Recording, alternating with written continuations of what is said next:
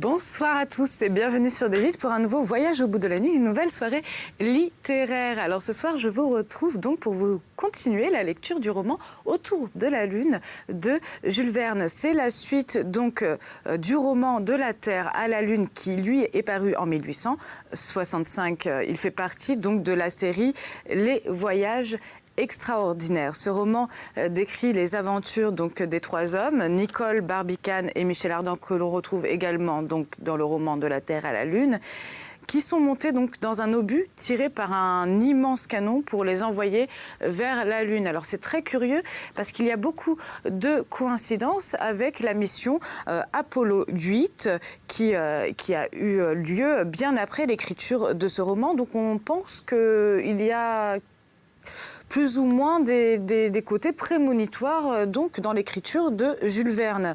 Donc en dépit par exemple des invraisemblances effectivement et de ces erreurs scientifiques, on lui pardonne de l'époque, le roman s'est avéré très prémonitoire par rapport à la mission donc Apollo 8. L'initiative du voyage dans la Lune a bien été prise par des Américains. Le départ de la mission américaine a eu lieu à Cap Canaveral, à quelques centaines de kilomètres seulement de l'endroit choisi par Jules Verne, donc en Floride. Non pour les raisons que l'auteur a nommées, mais parce que la vitesse supérieure de la rotation de la Terre à cet endroit était donc plus favorable pour décoller.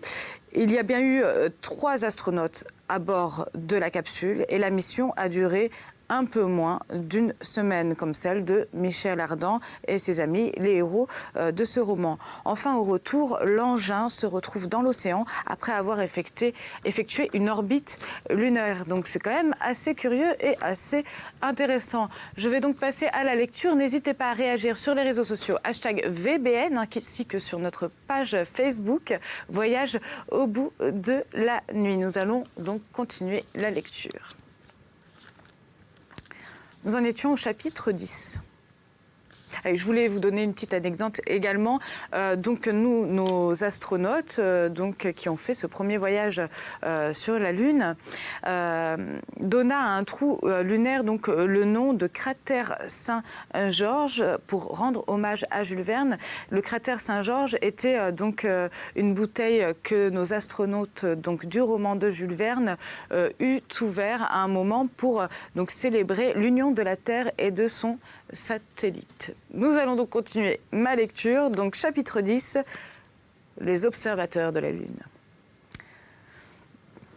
Barbicane avait évidemment trouvé la seule raison plausible de cette déviation, si petite qu'elle eût été. Elle avait suffi à modifier la trajectoire du projectile. C'était une fatalité. L'audacieuse tentative avortée par une circonstance toute fortuite et à moins d'événements exceptionnel, on ne pouvait plus atteindre le disque lunaire. En passerait-on assez près pour résoudre certaines questions de physique ou de géologie insolubles jusqu'alors? C'était la question. La seule qui préoccupa maintenant les hardis voyageurs. Quant au sort que leur réservait l'avenir, ils n'y voulaient même pas y songer. Cependant, que deviendraient-ils au milieu de ces solitudes infinies, eux à qui l'air devait bientôt manquer? Quelques jours encore, et ils tomberaient asphyxiés dans ce boulet errant, à l'aventure. Mais quelques jours, c'étaient des siècles pour ces intrépides, et ils consacrèrent tous leurs instants à observer cette lune qu'ils n'espéraient plus atteindre. La distance qui séparait alors le projectile du satellite fut estimée à 200 lieues environ. Dans ces conditions, au point de vue de la visibilité des détails du disque, les voyageurs se trouvaient plus éloignés de la Lune que ne le sont les habitants de la Terre, armés de leurs puissants télescopes. On sait en effet que l'instrument monté par John Ross à Parsonstown, dont le grossissement est de 6500 fois, ramène la Lune à 16 lieues. De plus, avec le puissant engin établi à Long Peak, l'astre des nuits grossit 48 000 fois. étaient rapprochés à moins de 2 lieues, et les objets ayant 10 mètres de diamètre s'y montraient suffisamment distincts. Ainsi donc, à cette distance, les détails topographiques de la Lune, observés sans lunettes, n'étaient pas sensiblement déterminés. L'œil saisissait le vaste contour de ces immenses dépressions improprement appelées mers. Mais il ne pouvait en reconnaître la nature. La saillie des montagnes disparaissait dans la splendide irradiation que produisait la réflexion des rayons solaires. Le regard ébloui comme s'il se fût penché sur un bain d'argent en fusion, se détournait involontairement. Cependant, la forme oblongue de l'astre se dégageait déjà. Il apparaissait comme un nœud gigantesque dont le petit bout était tourné vers la Terre. En effet, la Lune, liquide ou malléable au premier jour de sa formation, figurait alors une sphère parfaite, mais bientôt, entraînée dans le centre d'attraction de la Terre, elle s'allongea sous l'influence de la pesanteur. À devenir satellite, elle perdit la pureté native de ses formes. Son centre de gravité se reporta en effet du centre de figure. Et de cette disposition, quelques savants tirèrent la conséquence que l'air et l'eau avaient pu se réfugier sur cette surface opposée de la Lune, qu'on ne voit jamais de la Terre. Cette altération des formes primitives du satellite ne fut sensible que pendant quelques instants. La distance du projectile à la Lune diminuait très rapidement sous sa vitesse considérablement inférieure à la vitesse initiale, mais 8 à 9 fois supérieure à celle dont sont animés les express de chemin de fer. La direction oblique du boulet, en raison même de son obliquité, laissait à Michel Ardan quelque espoir de heurter un point quelconque du disque lunaire. Il ne pouvait croire qu'il n'y arriverait pas. Non, il ne pouvait le croire. Et il le répétait souvent. Mais Barbicane, meilleur juge, ne cessait de lui répondre avec une impitoyable logique. Non, Michel, non. Nous ne pouvons atteindre la Lune que par une chute. Et nous ne tombons pas. La force centripète nous maintient sous l'influence lunaire, mais la force centrifuge nous éloigne irrésistiblement. Cela fut dit d'un ton qui enleva à Michel Ardan ses dernières espérances. La portion de la Lune dont le projectile se rapprochait était l'hémisphère nord, celui que les cartes sélénographiques placent en bas. Car ces cartes sont généralement dressées d'après l'image fournie par les lunettes. Et l'on sait que les lunettes renversent les objets. Telle était la Mappa Selenographica de Beer et Maudler, que consultait Barbicane. Cet hémisphère septentrional présentait de vastes plaines, accidentées de montagnes isolées. À minuit, la Lune était pleine. À ce moment précis, les voyageurs auraient dû y prendre pied, si le malencontreux bolide n'eût pas dévié leur direction. L'astre arrivait donc dans les conditions rigoureusement déterminées par l'observatoire de Cambridge. Il se trouvait mathématiquement à son périgée et au zénith du 28e parallèle. Un observateur placé au fond de l'énorme colombiade, braqué perpendiculairement à l'horizon, eût encadré la Lune dans la bouche du canon. Une ligne droite figurant l'axe de la pièce aurait traversé en son centre l'astre de la nuit. Inutile de dire que pendant cette nuit, 7 CE de TE, pas cette nuit, du 5 au 6 décembre, les voyageurs ne prirent pas un instant de repos. Auraient-ils pu fermer les yeux si près de ce monde nouveau? Non. Tous leurs sentiments se concentraient dans une pensée unique: voir. Représentants de la Terre, de l'humanité passée et présente, qu'ils résumaient en eux, c'est par leurs yeux que la race humaine regarder ces régions lunaires et pénétrer les secrets de son satellite. Une certaine émotion les tenait au cœur, et ils allaient silencieusement d'une vitre à l'autre. Leurs observations, reproduites par Barbicane, furent rigoureusement déterminées. Pour les faire, ils avaient des lunettes. Pour les contrôler, ils avaient des cartes. Le premier observateur de la Lune fut Galilée. Son insuffisante lunette grossissait 30 fois seulement. Néanmoins, dans ces taches qui parsemaient le disque lunaire, comme les yeux parsèment la queue d'un paon, le premier, il reconnut des montagnes et mesura quelques hauteurs auxquelles il attribua exagérément une élévation égale au 20e du diamètre du disque, soit 8800 mètres. Galilée ne dressa aucune carte de ses observations. Quelques années plus tard, un astronome de Dantzig, Hevelius, par des procédés qui n'étaient exacts que 2 fois par mois, lors des premières et secondes quadratures, réduisit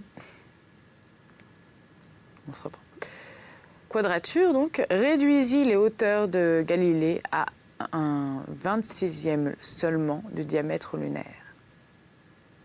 Exagération inverse. Mais c'est à ce savant que l'on doit la première carte de la Lune. Les taches claires et arrondies y forment des montagnes circulaires et les taches sombres indiquent de vastes mers qui ne sont en réalité que des plaines. À ces monts et à ces étendues d'eau, il donna des dénominations terrestres. On y voit figurer le Sinaï, au milieu d'une Arabie, l'Etna, au centre d'une Sicile, les Alpes, les Apennins, les Carpates, puis la Méditerranée, le Palus Méotide, le pont Euxin, la mer Caspienne. Non mal appliqué d'ailleurs, car ni ces montagnes ni ces mers ne rappellent la configuration de leur homonyme du globe. C'est à peine si, dans cette large tache blanche, rattachée au sud à de plus vastes continents et terminée en pointe, on reconnaîtrait l'image renversée de la péninsule indienne, du golfe du Bengale et de la Cochinchine. Aussi ces noms ne furent-ils pas conservés. Un autre cartographe connaissait mieux le cœur humain, proposa une nouvelle nomenclature que la vanité humaine s'empressa d'adopter. Cet observateur fut le père Riccioli, contemporain d'Hevelius. Il dressa une carte grossière et grosse d'erreurs. Mais aux montagnes lunaires, il imposa le nom des grands hommes de l'Antiquité et des savants de son époque, usage fort suivi depuis lors. Une troisième carte de la Lune fut exécutée au XVIIe siècle par Dominique Cassini, supérieure à celle de Riccioli. Par l'exécution, elle est inexacte sous le rapport des mesures. Plusieurs réductions en furent publiées. Mais son cuivre, longtemps conservé à l'imprimerie royale, a été vendu au poids comme matière encombrante. La Hire, célèbre mathématicien et dessinateur, dressa une carte de la Lune haute de 4 mètres, qui ne fut jamais gravée. Après lui, un astronome allemand, Toby Meyer, vers le milieu du XVIIIe siècle, commença la publication d'une magnifique carte sélénographique d'après les mesures lunaires rigoureusement vérifiées par lui. Mais sa mort, arrivée en 1762, l'empêcha de terminer ce beau travail. Viennent ensuite Schroeter de Lilienthal, qui esquissa de nombreuses cartes de la Lune, puis un certain Lohrmann de Dresde, auquel on doit une planche divisée en 25 sections, dont 4 ont été gravées. Ce fut en 1830 que M. Beer et Maudler composèrent leur célèbre Mappa Selenographica, suivant une projection orthographique. Cette carte reproduit exactement le disque lunaire tel qu'il apparaît. Seulement, les configurations de montagnes et de plaines ne sont justes que sur sa partie centrale. Partout ailleurs, dans les parties septentrionales ou méridionales, orientales ou occidentales, ces configurations données en raccourci ne peuvent se comparer à celles du centre. Cette carte topographique, haute de 95 cm et divisée en 4 parties, est le chef-d'œuvre de la cartographie lunaire. Après ces savants, on cite les reliefs sélénographiques de l'astronome allemand Julius Schmidt, les travaux topographiques du père Secchi, les magnifiques épreuves de l'amateur anglais Warren de la Rue, et enfin une carte sur projection orthographique de monsieur Lecouturier et Chapuis. Beau modèle dressé en 1860, d'un dessin très net et d'une très claire disposition. Telle est la nomenclature des diverses cartes relatives au monde lunaire. Barbicane en possédait 2, celle de M. Beer et Maudler et celle de M. Chapuis et Lecouturier. Elle devait lui rendre plus facile son travail d'observateur. Quant aux instruments d'optique mis à sa disposition, c'étaient d'excellentes lunettes marines spécialement établies pour ce voyage. Elles grossissaient 100 fois les objets. Elles auraient donc rapproché la Lune de la Terre à une distance inférieure à 1000 lieues, mais alors à une distance qui, vers 3 heures du matin, ne dépassait pas 124 km. Et dans un milieu qu'aucune atmosphère ne troublait, ces instruments devaient ramener le niveau lunaire à moins de 1500 mètres. Chapitre 11. Fantaisie et réalisme. « Avez-vous jamais vu la Lune ?» demandait ironiquement un professeur à l'un de ses élèves. « Non, monsieur », répliqua l'élève plus ironiquement encore. « Mais je dois dire que j'en ai entendu parler. » Dans un sens, la plaisante réponse de l'élève pourrait être faite par l'immense majorité des êtres sublunaires. Que de gens ont entendu parler de la Lune qui ne l'ont jamais vue, du moins à travers l'oculaire d'une lunette ou d'un télescope. Combien n'ont même jamais examiné la carte de leur satellite? En regardant une map monde sélénographique, une particularité frappe tout d'abord. Contrairement à la disposition suivie pour la Terre et Mars, les continents occupent plus particulièrement l'hémisphère sud du globe lunaire. Ces continents ne présentent